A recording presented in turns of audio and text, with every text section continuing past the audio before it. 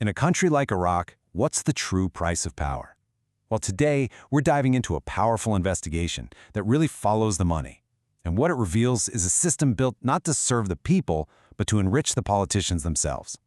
Now, this isn't just some angry comment on the internet. No, these words were literally spray-painted in big red letters right on the concrete walls of the government headquarters in Baghdad. It's this raw expression of public fury that actually became a protest slogan. So, that's the big question, right? Is this just angry graffiti born from years of frustration, or is there some literal truth to it? That is the exact question journalist Mayada Dawood set out to answer, and we are going to follow the incredible trail of evidence that she uncovered.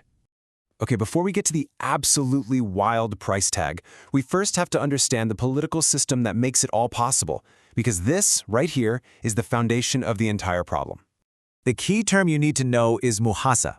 It's a power-sharing system that was set up after 2003, and it's based on ethnic and sectarian lines.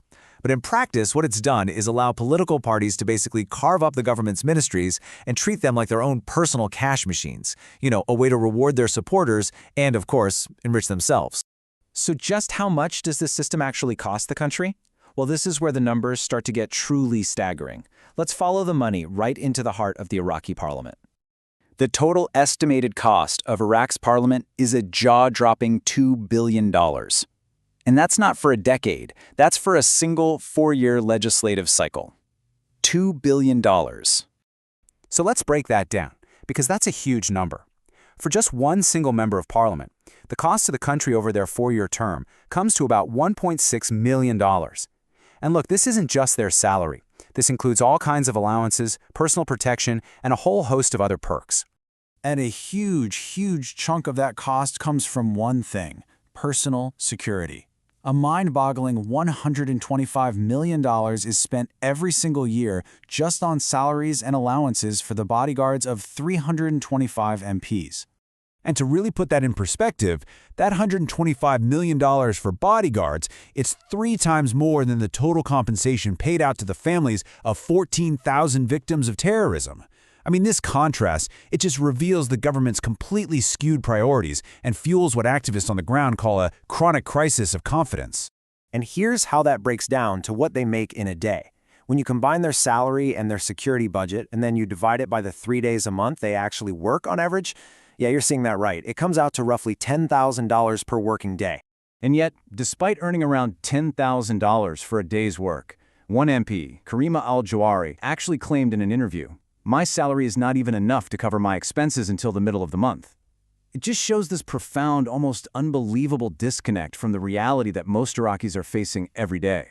And the perks? Oh, they go so far beyond just salaries and protection. The investigation uncovered some really wild ones, like an $8,000 advance for one MP's orthodontic surgery to straighten his teeth, or diplomatic passports for their entire family that last for 8 years after they leave office, a lifetime pension of 80% of their salary, and even a manipulated currency exchange rate that quietly nets them an extra $27,000. This whole mindset of entitlement is just perfectly captured in another quote. When one MP was asked about canceling his pension, he said it would mean his wife and kids will turn into homeless vagabonds just like the miserable people of Iraq.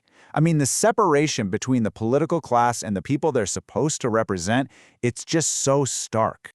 So what's the real cost of all this? Because it isn't just about the lavish lifestyles. No, these massive financial perks, they serve a very clear political purpose: to basically buy the parliament's silence and make sure it fails to provide any real oversight of the government. It creates this vicious circle, right? The government grants MPs all these incredible privileges, and in return, the MPs protect the government from any kind of accountability. So major corruption scandals, they get buried. And it's the country's public services, its national security, that ultimately pay the price for it all. And if you're looking for a perfect example of this cycle in action, get this. Just as Parliament was considering a vote of no confidence in the Prime Minister, he suddenly granted each MP a plot of land right on the Tigris River, each one worth an estimated $1.8 million. It's really hard to see that as anything other than a blatant bribe. You know, this lack of accountability, it also leads to a pretty stunning lack of professionalism. This chart shows the unexcused absences for just a few high-profile MPs over a 2-year period.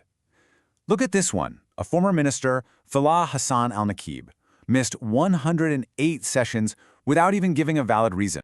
And this absenteeism is matched by an attitude of just pure entitlement. When another MP, Ahmad al-Awani, was asked about being absent for an entire year, his response was simply, "I do as I please." It just reveals this culture of complete and total impunity. So what is the ultimate price of all this corruption and paralysis?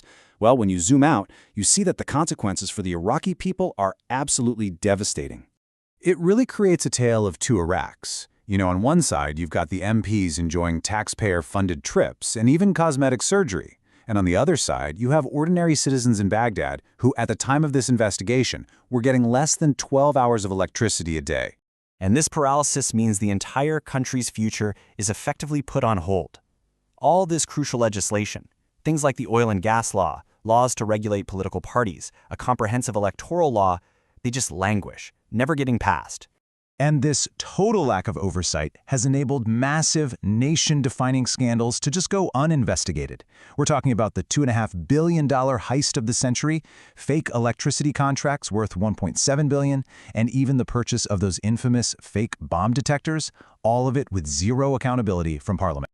So the end result is, well, it's a broken system. You have an ineffective legislature, a government with absolutely no checks and balances, and a country that consistently ranks as one of the most corrupt places in the entire world. And all of this brings us to one final, lingering question. This investigation shows us the mechanics of a system that seems designed purely for self-enrichment.